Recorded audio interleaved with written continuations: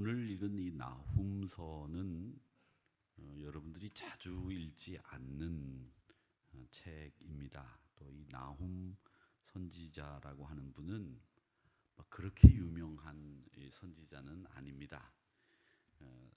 제가 구약 성경의 선지자들에 대해서 구분을 해서 말씀을 드릴 때 대선지자, 소선지자 있다 이렇게 말씀을 드렸는데, 대선지자는 키가 커서 대선지자도 아니고 활동이 많아서 대선지자도 아니고, 선지서의 양이 많으면 대선지자, 선지서의 양이 적으면 소선지자, 이렇게 간단하게 구분하시면 됩니다. 나홈은 몇 장으로 돼 있어요? 네? 예, 아주 짧습니다. 그러면 이 선지자는 어떤 선지자죠? 소선지자입니다. 그렇게 보시면 됩니다. 간단합니다. 그래서 이 나홈 선지자는 소선지자인데, 나홈 선지자가 했던 일과 비슷한 일을 했던 선지자가 있습니다. 그 사람이 누구냐면 요나 선지자입니다. 요나 선지자와 나홈 선지자가 한 일이 똑같은데, 그 일이 뭐냐면 니느웨라고 하는 성을 향해서 하나님의 말씀을 증거한 것이 나훔, 요나 선지자가 똑같이 한 일이다. 이렇게 여러분 머릿속에 넣어두시고, 나훔 그러면 요나 생각하시면 되겠습니다. 나훔 하면 누구요? 요나, 이렇게 생각을 하시면 됩니다. 자, 그런데 나훔 선지자와 요나 선지자가 약간은 니느웨 성을 향해서 말씀을 증거했던 내용이 약간 달라요. 약간 다릅니다. 어떻게 다르냐면, 요나 선지자는 니느웨 성에 가서 하나님의 말씀을 증거하고 회개하라고 그러면서 구원을 선포한 선지자가 요나 선지자예요. 그래서 하나님이 너 니느웨 성에 가서 구원을 선포해, 그렇게 얘기했더니 요나 선지자가 싫어했다고 되어 있습니다. 이스라엘 백성들 가운데서 이 니느웨를 별로 좋아하지 않으니까 이 니느웨가 빨리 망했으면 좋겠다, 이렇게 생각을 하고 있었는데, 그 빨리 망하라고 하는 그 마음 가지고 있는 요나 선지자에게 야, 가서 구원받게 회개하라고 외치라 하니까 요나 선지자가 마음에 하나님의 명령을 싫어했던 겁니다. 그래서 요나 선지자는 구원을 선포했는데, 나홈 선지자는 반대예요. 나홈 선지자는 니느웨의 멸망을 선포했던 선지자가 나홈 선지자입니다. 그래서 동일하게 니느웨를 향해서 복음을 증거했는데, 나홈 선지자는 저주와 멸망을, 요나 선지자는 구원과 회개를 외쳤던 선지자다, 이렇게 생각을 하시면 되겠습니다. 여러분, 성경을 보면 그 성경의 이야기를 다양한 관점으로 해석을 하게 됩니다. 예를 들자면, 우리 인간의 몸을 영, 혼, 육, 이렇게 세 가지로 나누는 사람이 있는가 하면, 어떤 분은 우리 인간의 몸을 영과 육으로만 나누는 분들이 있어요. 영과 육으로. 밥을 안 차려놓고 오셔가지고 밥 차려놓지 않았냐고. 영과 육으로 나누는 사람들이 있어요. 근데 영과 육으로 나누는 걸 두 개로 나눈다 그래서 이분법 이렇게 부르고, 우리 몸을 영, 혼, 육 이렇게 세 가지로 나눈다 그래서 삼분법 이렇게 이야기를 합니다. 자, 그러면 우리 몸을 영과 육으로 나누는 것이 맞나요? 아니면 영과 혼과 육으로 나누는 게 맞나요? 이게 어느 게 맞냐 그랬을 때 둘 다 맞아요. 둘 다 맞습니다. 그렇게 생각하시면 됩니다. 단, 우리 기독교 대한성결교회 한우리교회가 속해 있는 우리 교단의 교리는 어떤 것을 지지합니까? 라고 했을 때는 우리는 이분법, 영과 육으로 나눕니다. 이렇게 이해를 하시면 우리 성결교회 신자답게 말씀을 하시는 겁니다. 그런데 영과 육으로 나누지 않고 우리 몸을 영, 육, 혼 이렇게 세 가지로 나눈다라고 하는 분들은 나름대로 일리가 있어요. 뭔 일리가 있느냐 하면, 영은 하나님을 만나는 부분, 정신적인 부분에서도 하나님을 만나는 부분을 우리는 영, 은혜를 받고 감동을 받고 하나님의 뜻대로 살기로 원하는 결심이 일어나는 곳, 그 부분은 영, 우리가 공부하고 외우고 지식을 쌓는 곳은 혼, 그렇게 생각하시는 분들도 있습니다. 그래서 영과 혼과 육으로 나누는 분들이 있는가 하면 영과 육으로 나누는 분들이 있다, 이렇게 생각을 하시면 되는데, 그러면 이렇게 상당히 다른 견해를 가진 사람들이 우리는 영과 육으로 나눈다 해서 영과 육과 혼으로 나누는 사람들을 이단이라고 할 거냐? 이건 이단이 아닙니다. 성경 해석의 관점이 다른 거죠. 그러니까 성경 해석의 관점이 다르기 때문에 우리가 많은 교파가 생기기도 한 겁니다. 장로교파도 생겼고, 장로교파 중에서도 통합이 있고 합동이 있고 고신이 있고 백석이 있고, 그 다음엔 모르겠어요. 제가 워낙 많아서. 장로교는 그렇게 대표적인 것이 통합, 합동이 있습니다. 그리고 고신이 있습니다. 이게 장로교단의 제일 큰 세 개의 교파입니다. 세 개의 교파라 해서 규모가 큰 게 아니라 고신보다 더 큰 규모가 있긴 하지만 우리 한국교회의 주류로서 장로교는 통합, 합동, 고신, 이렇게 세 교파가 제일 큰 교파다 보시면 되고, 그 다음엔 감리교가 있고 성결교회가 있고 또 침례교회가 있고 구세군이 있고, 이런 교단들이 있는데, 이런 교단들이 각각의 교리를 가지고 있는 까닭은 성경을 바라보는 관점이 조금씩 다르기 때문에 그렇다, 이렇게 생각을 하시면 됩니다. 근데 이걸 가지고 우리가 지금까지는 나쁘게 이야기를 했습니다. 나쁘게 이야기를 했는데, 이 나쁘게 이야기를 하는 것보다는 저는 이 교단이 이렇게 나눠지고 여러 교단이 있는 것에 대해서 나쁘게만 얘기할 필요가 없다, 이런 생각을 합니다. 왜냐하면 여러분, 우리가 다양한 사람이 모이면, 다양한 의견이 나오면 우리가 생각하지도 못했던 의견들이, 또 생각하지도 못했던 일들이 생기는 경우가 있어요.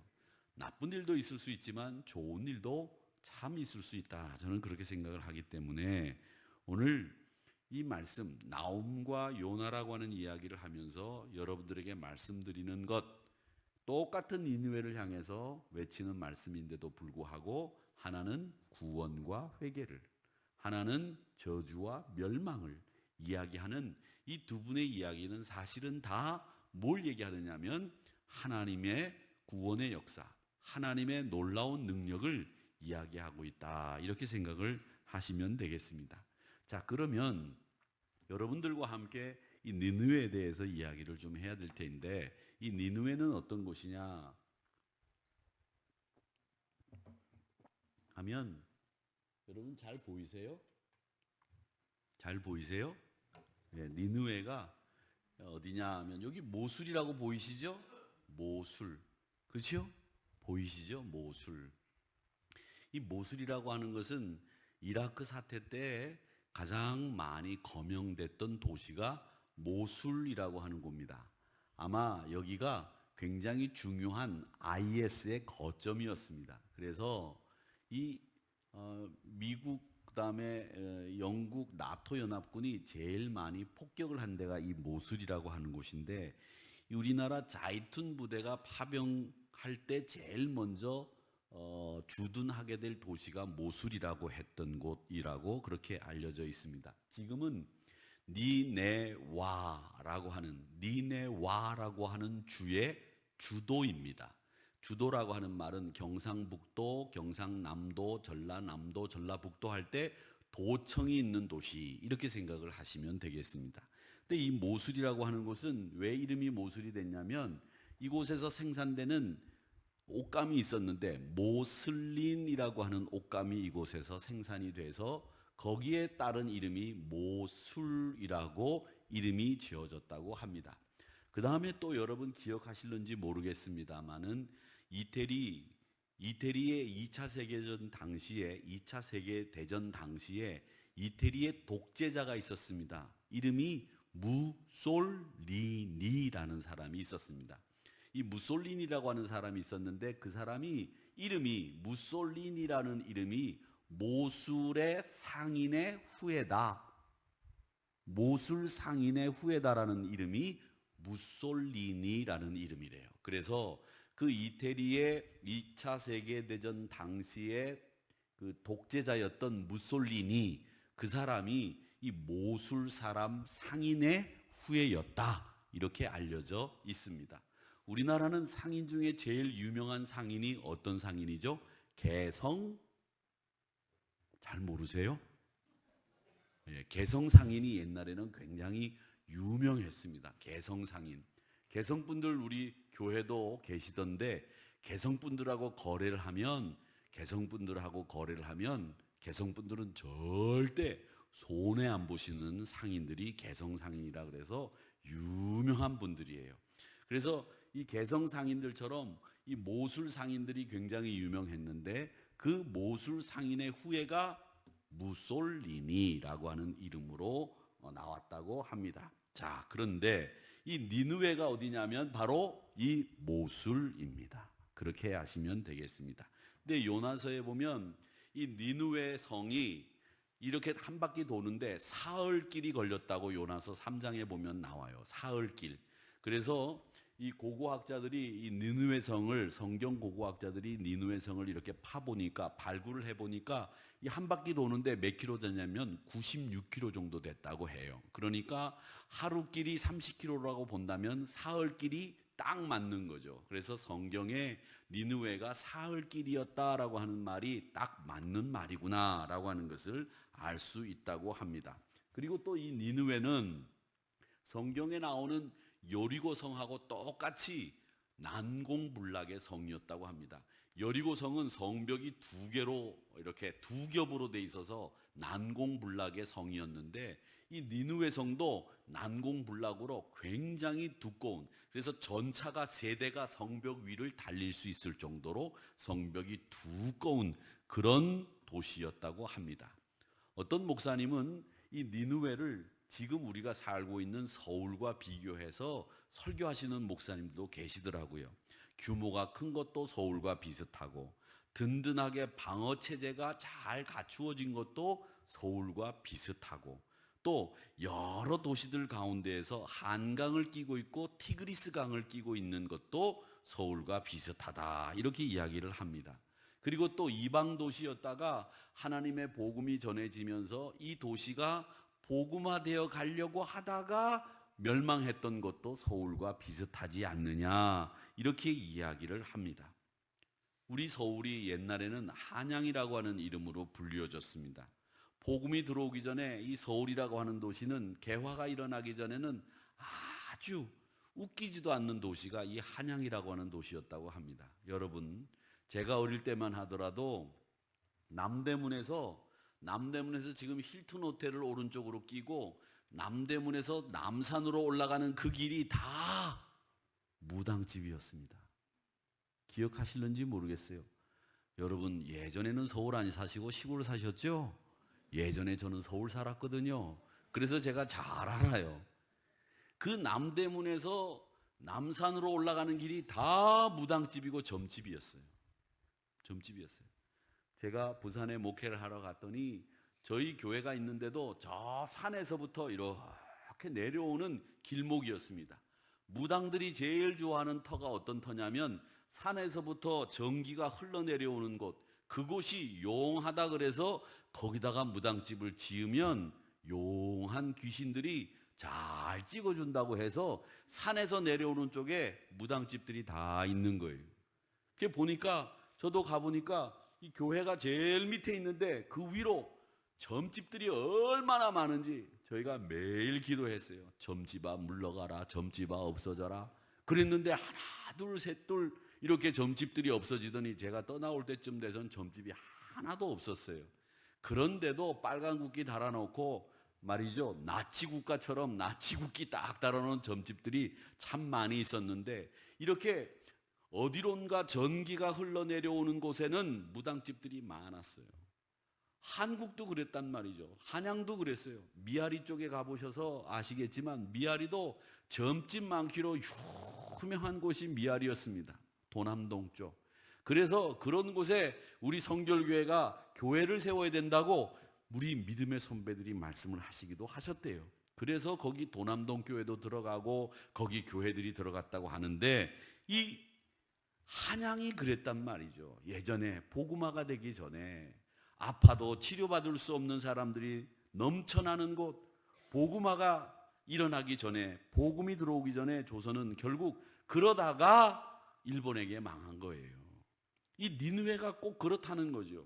그런데 여러분, 이 니느웨는 아수르 제국의 수도였습니다. 이 니느웨가 아수르 제국의 수도인데, 이 아수르 제국이 이라크를 중심으로 한 곳이고, 바사라고 하는 페르시아 제국의 후신이 바로 이 이란이라고 하는 나라입니다. 그래서 바사는 여러분들이 보실 때 이란, 페르시아라고 보시면 되고, 이라크는 여기는 뭐라고 보셔야 되냐면 바벨론, 이렇게 보시면 됩니다.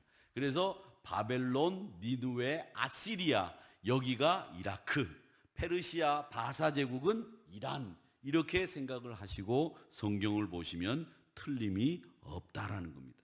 근데 이 니느웨가 아수르 제국의 수도였습니다. 우리 대한민국의 수도가 서울이듯이 니느웨가 아수르의 수도였다는 거예요. 그러니까 그 수도를 향해서 하나님이 선지자들을 보내서 복음을 외치게 한 거죠. 그런데 여러분, 니느웨가 아수르의 수도이듯이 우리가 이 대한민국 그러면 제일 대표적인 도시가 어디냐면 서울입니다. 외국에 가서 여러분 어디서 왔느냐 그러면 난 코리아다 그렇게 얘기를 하면, 코리아라고 얘기를 하면 그 사람들은 대개 그 다음에 뭘 묻냐면 북쪽이냐 사우스냐 노스냐 이걸 물어봐요. 그러니까 아예 그 대답을 하기 싫으면 여러분 어디서 왔느냐 그러면 서울서 왔다 그렇게 얘기를 하시면 이후로 북쪽이냐 남쪽이냐 이거 안 물어봅니다.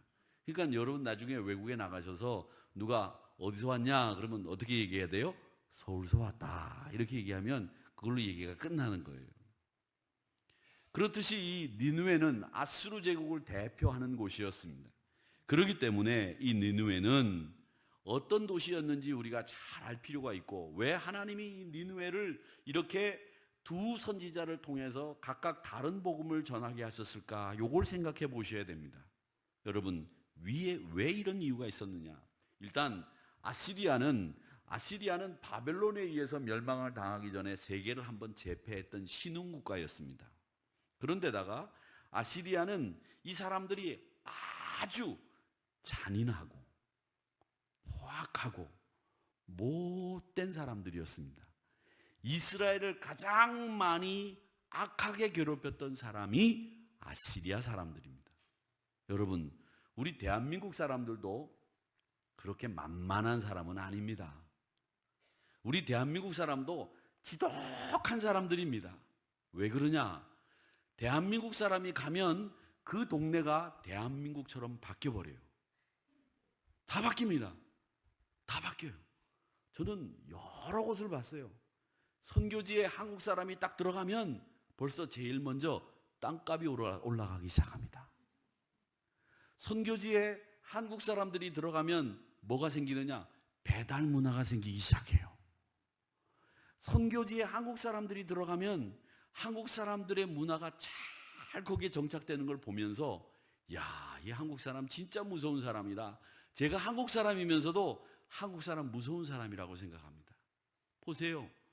축구 감독으로 가도 베트남이 맨날 태국한테 지다가 어저께는 이기더라고요. 왜? 한국 감독이 그 나라 축구 대표 감독이거든. 그 사람은 이상해. 머리가 벗겨지고 키도 딱 딸만하고 뭘로 잘 가르치게 생기지도 않았는데 그 사람 마법이 진짜 있는 것 같아. 태국 친구들이 어저께 보니까 막 발로 걷어차고 뺨때기를 때리고 이러는데도 이기더라고요. 거기에는 누가? 한국 사람이 그 뒤에 있기 때문에 이기는 거예요. 여러분, 한국 사람이 보통 사람들이 아닙니다. 그거 아셔야 돼요. 여러분 착하다고 생각하지 마세요. 한국 사람들 그렇게 착한 사람들 아니에요. 저부터 웃을 일이 아니라고요. 진짜 그래요. 한국 사람들은 독한 사람들이에요. 유대인들보다 더 독한 사람들이 한국 사람들일지도 몰라요. 아멘이라고 하잖아요. 벌써 어르신들이 아멘이라고 하잖아요. 어르신들이. 이건 보통 일이 아니죠. 그런데 여러분, 이 보통 사람이 아닌 우리 한국 사람들의 성정을 우리가 잘 활용하면 우리가 세계를 지배할 수 있는 나라가 될 수 있다고 생각해요. 보세요. 방탄소년단, 방탄소년. 이야, 대단하더라고요. 그 윈블리 구장에서 공연하는 사람들은 저는 프레디 머큐리 같이 퀸이나 비틀스나 연주를 하는 줄 알았지, 우리나라 애들이 거기서 3만 명씩 10만 명씩 모아놓고 연주할 줄 누가 알았겠어요. 한국 사람이니까 대단한 거예요. 한국 사람이니까. 여러분, 우리는 지금 여러분이나 저나 우리 아이돌이 누군지 그놈이 그놈 같고 그 애가 그 애 같잖아요. 그런데 외국에 나가보면 진짜 실감해요. 걔네들은요, 한국 노래를 줄줄줄줄 꿰요. 아니, 니네가 어떻게 그렇게 잘하냐? 한국말도 너무너무 잘해요. 노래도 잘하고 춤도 잘 추고. 그렇게 한류 문화가 급성장하면서 세계를 지배할 줄 누구도 몰랐단 말이죠. 그만큼 우리 한국 사람들이 대단한데, 여러분, 이 대단함이 복음에 실려서, 이 대단함이 기독교 문화에 실려서, 이 대단함이 예수의 사랑에 실려서 세계로 전해지는 날이 오기를 저는 기대하고 소망합니다. 여러분, 그런데 이런 일들을 하기 위해서 저희들은 이 니느웨라고 하는 것을 잘 봐야 됩니다. 니느웨를 왜 이렇게 하나님이 요나도 보내고 나홈도 보냈느냐? 3장 1절에 보면 화 있을진저 피의 성이여 그 안에는 거짓이 가득하고 포악이 가득하고 탈취가 떠나지 아니하는도다. 이게 니느웨 성에 대한 하나님의 평가, 나홈 선지자의 평가였어요. 니느웨는 음행이 만연했습니다. 마술로 다른 사람들을 미혹하는 일들을 했습니다. 악의 도성이에요. 그래서 피의 도성이다. 그래서 피의 성이라고 성경 나홈도 그렇게 이야기를 하고 있습니다. 3장 1절에서부터 4절까지 이 니느웨 성의 그 잔혹상, 그 못된 것을 우리가 한번 읽어보겠습니다. 시작. 화 있을진저 피의 성이여 그 안에는 거짓이 가득하고 포악이 가득하며 탈취가 떠나지 아니하는도다. 휙휙하는 채찍 소리, 윙윙하는 병거 바퀴 소리, 뛰는 말, 달리는 병거, 충돌하는 기병, 번쩍이는 칼, 번개 같은 창, 죽임당한 자의 때, 죽음의 큰 무더기, 무수한 시체여 사람이 그 시체에 걸려 넘어지니 이는 마술에 능숙한 미모의 음녀가 많은 음행을 함이라. 그가 그의 음행으로 여러 나라를 미혹하고 그의 마술로 여러 족속을 미혹하느니라. 아멘. 이게 니느웨 성이 하는 일이었어요. 여러분, 고대 성읍에 가보면 고대 성읍의 신전들은 다 어떤 곳이냐면 마술을 하고 주술을 베풀고 그 다음에 요즘 말로 이야기하면 성매매를 하는 곳이었어요. 거기에는 제사장이라고 불리는 이방신의 제사장들이 다 돈독에 올라가지고 마술하고 굿하고 돈 받아먹고 자기들 휘하에 많은 여자들을 거느리고 몸을 팔게 해서 포주 노릇을 하던 곳이 어디냐? 이방 신전이에요. 그게 다 어디에 있었느냐? 니느웨, 에베소 이런 곳이, 고린도 이런 곳이 다 그런 일들을 했다는 겁니다. 그래서 이 니느웨도 그런 범주에서 벗어나지 않는 도시였다는 겁니다. 그래서 이 니느웨라고 하는 곳을 하나님께서 가만두시지 않겠다 이렇게 얘기를 하시면서 그 니느웨 성이 하는 일들을 이렇게 이야기를 하고 있습니다. 나중에는 어떻게 되느냐? 시체가 발에 걸려서 넘어지게 되는 일이 벌어지는 곳이 된다 이렇게 이야기를 하고 있습니다. 자, 이렇게 된 데는 이유가 있습니다. 왜 니느웨가 시체가 걸려서 넘어지는 이런 도시가 될 거냐라고 하는 거죠. 이 이유는 하나입니다. 이유는 어떤 이유냐? 하나님이 택하신 이스라엘 백성들에게 잔혹하게, 하나님이 택하신 이스라엘 백성들이 하나님을 증거하는 일을 방해하고 잔혹하게 핍박했던 일, 그 일로 인해서 시체에 걸려 넘어지는 일들이 벌어지는 곳이 되게 하겠다 이 말씀입니다.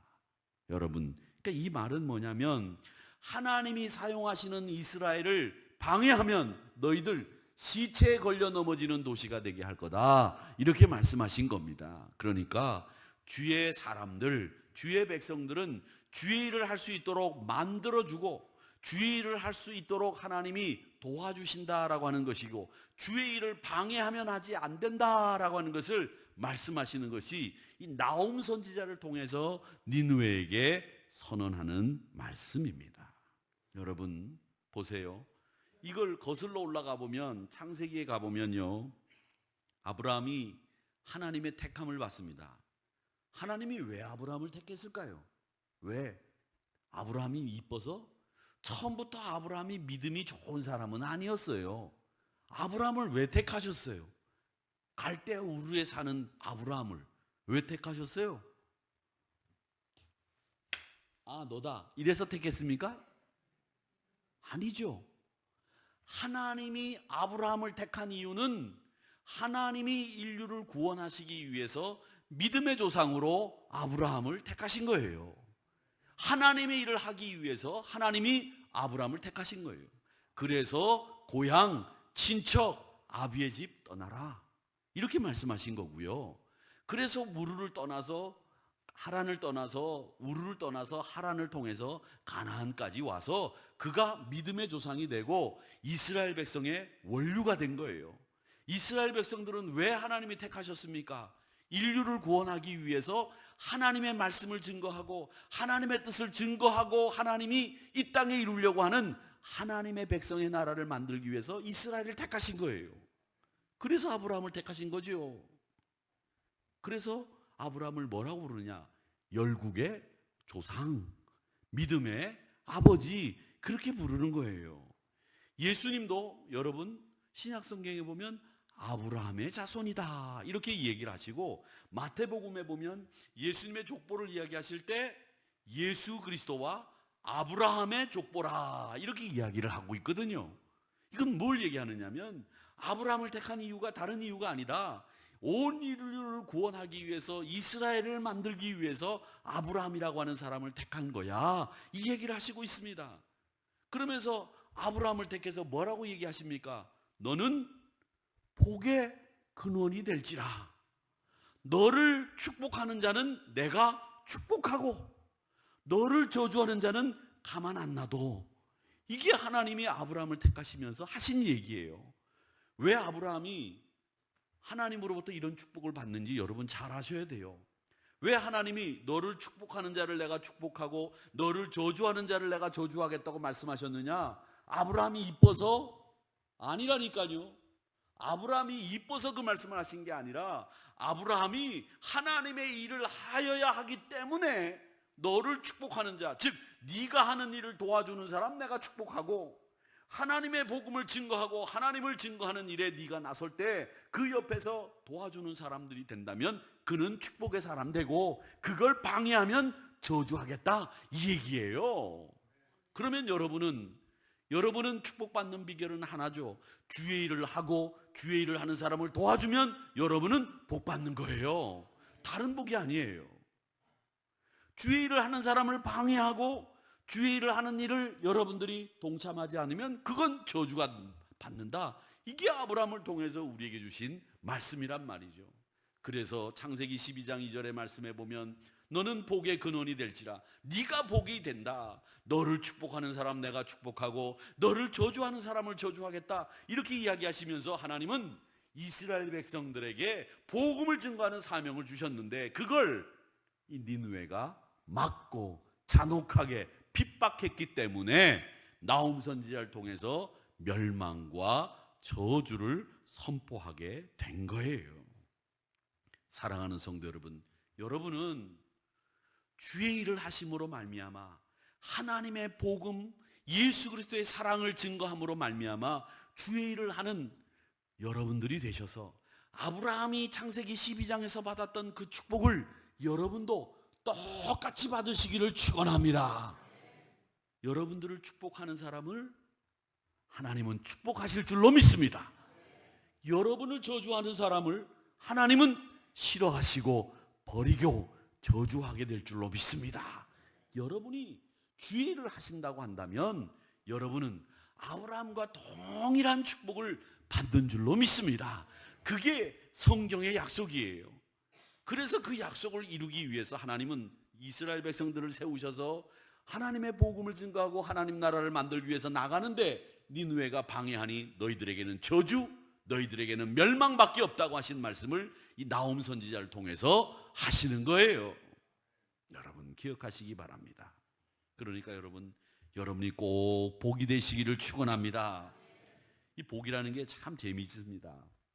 여러분 복이라는 걸 말이죠, 우리 한국 사람만 좋아한다고 어떤 목사님들은 얘기를 해요. 그래서 우리 한국 기독교회가 기복종교다 뭐 이렇게 얘기하면서 막 한국 교인들을 야단을 치는데 저는 그거 야단 칠 필요 없다고 생각해요. 복 싫어하는 사람이 어디 있습니까? 복 싫어하는 사람 손 들어보세요.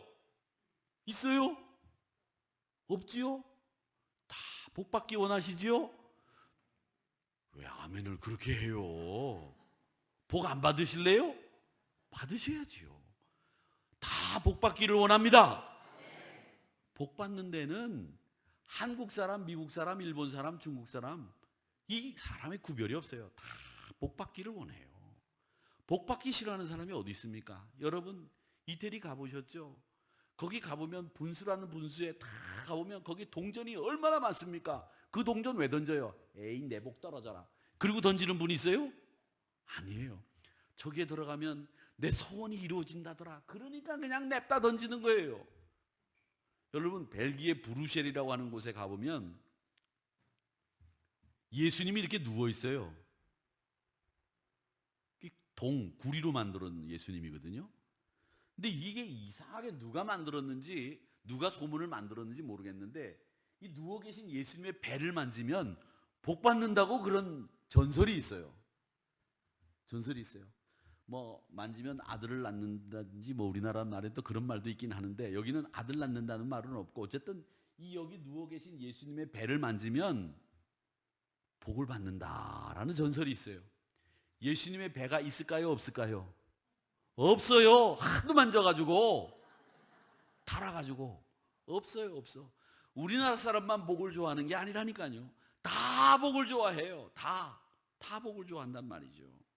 그러니까 예수님이 편안히 누워 계신 그 예수님의 배를 만지면 복을 받는다고 하니까 여러분 사실 뭐 이게 이 구리덩어리로 만든 예수님의 모양이지 이거 만져가지고 복을 받는지 안 받는지 뭐 뭔지 모르겠지만 어쨌든 어떤 사람이 만들어 놓은 그 전설 때문에 거기 가면 꼭 예수님의 배를 만져가지고 이 배가 없어질 정도로 달아버렸다니까. 여러분 브루셀 나중에 가시면 꼭 만지시고 오시기를 바랍니다. 또 아멘 하시는 분들은 가실 것 같아. 사람들이요 복의 개념으로 사는 거예요. 어쨌거나 우리가 예수 믿어서 복 받는다, 어떤 복이든 복 받는다라고 하는 말을 우리는 좋아합니다. 창세기 1장에 보면 하나님이 우리 인간의 삶을 기본적으로 이야기하실 때 뭐라고 얘기했느냐 하면 하나님께서 남자와 여자를 만드시고 그 다음에 나오는 말이 뭔지 아십니까? 그들에게 복을 주시며입니다. 한번 따라하세요. 남자와 여자를 만드시고 그들에게 복을 주시되. 그거예요. 하나님이 남자와 여자를 만드시고 난 뒤에 그 다음에 하신 일이 뭐냐면 복을 주신 일이에요. 그러니까 이 복을 말이죠, 나는 복 안 받을 거야, 아니에요. 복 받으셔야 돼요. 어떤 복을 받느냐, 그 복이 돈을 많이 가지는 복만이 아니에요. 여러분 마음속에 늘 평안이 있기를 바라는 마음 복입니다. 여러분 가족들이 화목하게 사는 거 복입니다. 매일 고기 먹고 등심 먹고 버드나무집 가서 30만 원짜리 한우갈비 먹어도 집에 와가지고 그냥 이거 그릇 던지고 싸우는 집이 좋겠어요? 아니면 이 밑에 내려가서 빈대떡에 칼국수 먹고 올라와서 사랑하는 집이 좋겠어요? 어떤 집이 좋으세요? 버드나무집 안 가도 여기 밑에서 칼국수 먹고 수제비 먹고 올라와서 사이좋게 지내는 게 좋으시죠? 그래서 성경도 육선이 가득한 집보다 떡 한 조각 넣고 화평한 게 좋다, 그렇게 얘기를 하신 거예요. 여러분, 이것도 복이란 말이에요. 그러니까 이런 여러 가지 복이 있는데 그 복을 하나님이 우리에게 주셨다는 거예요. 언제? 남자와 여자를 만드시고 그 다음에 바로 한 일이 뭐냐? 복 주셨다는 거예요. 우리의 기도 내용, 여러분, 제가 기도선으로 말씀드렸습니다. 뭐냐? 하나님 찬양하십시오. 우리의 받은 은혜가 얼마나 큰지 기억하면서 감사하십시오. 그리고 우리가 어떻게 해야 되느냐? 회개해야 됩니다. 하나님 앞에 회개해야 됩니다. 그 다음 우리가 다른 일을 위해서 중보해야 됩니다. 그렇게 말씀드렸죠?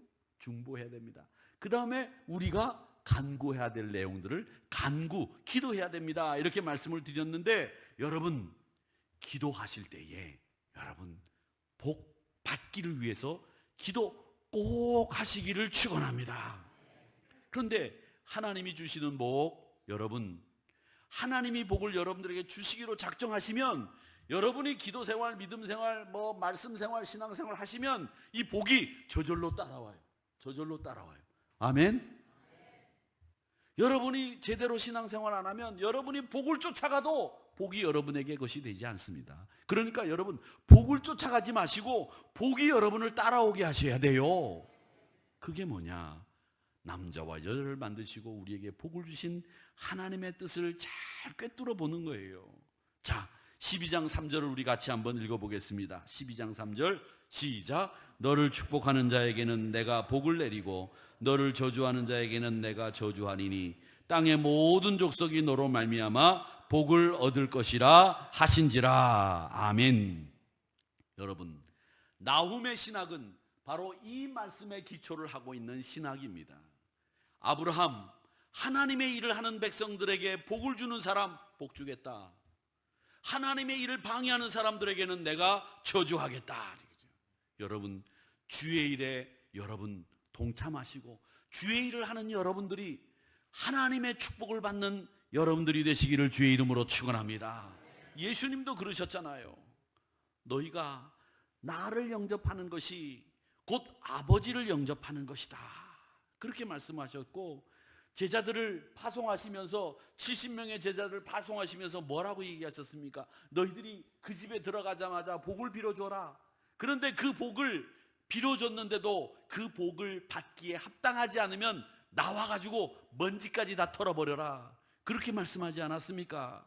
이 말이 뭐냐? 여러분, 우리 믿음의 사람들은 주의 일을 할 때에 복을 빌어주는 사람이고, 주의 일을 할 때에 누군가 나를 도와준다면 그분도 축복의 주인공이 될 수 있다는 말씀을 하신 거예요. 사랑하는 성도 여러분, 그러기에 우리 사랑하는 성도 여러분들은 주의 일을 하는 분들을 많이 격려해 주시기를 축원합니다. 주의 일을 하시는 분들을 잘했다고 박수 쳐 주시기 바랍니다. 그렇게 하셔야 돼요. 오늘 우리 찬양대가 너무 찬양을 잘하셨습니다. 찬양을 들을 때마다 은혜가 됩니다. 박수 쳐주세요. 치라니까 안 치세요? 치세요. 네. 금요기도에 나올 때 안내 보는 우리 권사님들이 너무 안내를 잘해 주십니다. 감사합니다. 얼마나 좋아요. 박수 치니까 기분이 좋으시죠? 기분이 갑자기 나빠지시는 분 계세요? 아니죠. 좋아지는 거예요. 우리 장로님들이 한국에서 제일 좋은 장로님이다. 화이팅! 와! 그렇죠? 우리 권사님들이 한국에서 제일 기도 잘하는 권사님들이야죠. 박수! 어떤 분은 약간 미안해 하시는 분들 계신데 괜찮아요. 이럴 땐 다 박수 받는 거예요. 여러분, 주의 일을 하시는 분들을 격려해 주시고 주의 일에 협력하시고 주의 일을 여러분들이 세워나가시기를 주님의 이름으로 축원합니다. 하나님의 복은 하나님의 사람을 통해서 연결되는 것입니다. 우리가 구약에 보면 몇 가지 사건들이 있죠. 엘리야를 여러분 기억하실 거예요. 엘리야를 보면 흉년이 들어서 먹을 게 하나도 없는데 사렙다라고 하는 곳에 갔더니 혼자 사는 여자분이 계세요. 제가 혼자 사는 여자분이 계신데 주일날도 제가 이 혼자 사는 여자분이라고 하는 말이 맞는 말인지 모르겠는데 그 말을 과부라고 부르는데 이 말을 하면 말이죠. 제가 지난번에 한 번은 맹인, 장님 이렇게 얘기를 했더니 그 안 보이시는 분들 협회에서 와가지고 우리 사무실에 와가지고 그걸 따졌대요. 목사가 말이죠. 뭐 그런 험악한 말을 했다고. 제가 그렇게 험악한 말을 한지 않았는데 그 장애인이라고 하는 말을 써도 안 되고 장애우라고 말을 해야 된대요. 그래서 제가 이 말을 할 때 조심을 합니다. 혼자 사시는 여자분 이렇게 얘기해야지 과부 그렇게 얘기하면 또 안 된대요. 그래가지고 지금 말하는 게 성경에는 장님이라고 돼 있어서 저는 장님이라고 읽었는데 그 장님이라고 하면 안 된다는 거예요. 그 성경의 말씀도 바꿔야 되는데 사렙다 지역에 혼자 사는 여자분이 사셨는데 엘리야가 그 집에 들어가게 됐어요. 그 집에 들어갔는데 보니까 이 사렙다 혼자 사는 이 여자분이 이제 한 끼 먹을 밀가루밖에 없어. 기름도. 그래가지고 에휴 이제 먹을 것도 없겠다. 이거 해가지고서 이제 떡 만들어가지고서 먹고 이제 죽어야지 이렇게 생각을 하고 이제 요거 탁 해가지고 탈탈 털어가지고 떡 만들어갖고 먹고 죽으려고 그러는데 엘리야 선지자가 그거 만들어가지고 나한테 갖고 와라 그러는 거예요. 그러니까 우리가 볼 때는 인간적으로 볼 때 참 야속하잖아요. 목사가 신방을 갔는데 맛있는 김치가 있어. 요거 아껴놓고 먹으려고 하는데 목사가 신방 왔으니까 먹어보라고 조금 내놨어. 자꾸 먹으면서 아우 맛있다 아우 맛있다 그러면 어때? 아유 주고 싶지 않은데 요거 탁 털어서 주고 나면 이거 이제 그만 못 먹는데 말이죠. 그럴 때 그 목사가 그 눈치도 없이 아우 맛있다 맛있다 하는 것도 그 눈치 없는 거예요. 그래서 목사는 가서 먹을 때 맛있다는 말 하는 것도 어렵고 맛없다는 말 할 수도 없고 그게 어려운 거예요. 또 우리 어른 선배 목사님들이 가셔서 그러시더라고요. 또 신방 가가지고 와 그거 굉장히 좋은데요. 와 이런 것도 있었어요. 이런 말 절대 하지 말라고 그랬는데 제가 너무 감동을 해가지고서 가가지고 와 좋다 이런 말 한다는 거죠. 그러면 교인들은 갈등을 느끼는 거예요. 야 이걸 목사님 드려야 되나 말아야 되나 이런 생각을 한다는 거죠. 그러니까 좋다는 말도 할 수도 없고 그렇다고 안 좋다고도 할 수 없고 이게 참 어려운 게 목회예요. 근데 엘리야 선지자는 그거 갖고 오라는 거예요. 떡 만들어가지고 내가 먹겠다는 거죠. 근데 사렙다 과부는 그걸 순종합니다. 그리고 그 음식을 다 통틀어가지고 엘리야 선지자에게 갖다 드렸는데 그 엘리야 선지자 그 공개 이후에 그 집에 밀가루와 기름이 떨어지지 않는 하나님의 축복을 공급받았다라는 것이 바로 그 내용입니다. 여러분 하나님의 사람을 통해서 하나님의 일을 하는 사람을 통해서 여러분 복 받는다는 것을 꼭 기억하시기를 주의 이름으로 축원합니다. 축원합니다. 여러분 그러니까 이 나홈 선지자는 뭘 얘기하느냐? 이스라엘이 회복된다. 그걸 얘기하고 있는 겁니다. 여러분 탕자가 나가서 재산 다 탕진하고 돼지 지엽 열매 먹다가 아버지 집 생각나서 돌아오는 거 그게 뭡니까? 회복이에요. 회복. 이스라엘 백성들이 다시 회복하는 거죠. 야곱이 베델 루스 땅에서 배고 자던 돌을 세워놓고 거기를 베델이라고 이름 짓고 돌아갔다가 다시 돌아오면서 거기에서 다시 예배를 드릴 때에 그에게 베델로 올라가는 그 모습이 회복을 이야기하는 겁니다. 베델로 올라가지 않고 세켐으로 갔다가 낭패를 당하고 세켐으로 갔다가 딸이 추행을 당하고 세켐으로 갔다가 온 집안이 죽을 뻔했는데 그 야곱이 베델로 올라가는 순간에 다시 회복을 경험하게 되지 않습니까? 사랑하는 성도 여러분, 이 나홈을 향해서 하나님이 니느웨 성에게 주신 말씀은 바로 그겁니다. 여러분, 하나님께서 여러분에게 원하시는 것은 회복입니다. 주의 일을 위해서 여러분들이 다시 한번 일어서고 주의 일을 위해서 나서는 사람, 그 사람이 복의 근원이고 그 사람을 도와주는 사람 역시 복 받는다. 이 이야기가 나홈 선지자의 신학이고 메시지라고 하는 것을 기억하시기를 축원합니다. 여러분을 복의 근원으로 삼겠다는 것이 하나님의 뜻이에요. 주의 일을 하는 여러분들에게 복을 주겠다는 것이 하나님의 뜻인 줄로 믿습니다. 그러면 나는 어떻게 이 말씀을 받아야 될까? 그건 여러분 다른 거 없습니다. 그래, 내가 주의 일을 하는 이상 나는 복의 주인공이야. 그게 하나님의 메시지라고 하는 것을 기억하시면서 여러분에게 적용하시기를 축원합니다. 여러분이 주의 일을 하는 동안에는 여러분이 복의 근원이 될 줄로 믿습니다. 오늘 이 말씀 기억하시면서 하나님의 능력 있는 일을 잘 감당하시는 복의 근원이 여러분 되시기를 주님의 이름으로 축원합니다. 여러분에게 이 회복의 역사를 베풀어 주시는 하나님과 함께 동행하시는 우리 한우리 성도들이 되시기를 주님의 이름으로 축원합니다. 축원합니다. 우리 같이 함께 기도하겠습니다.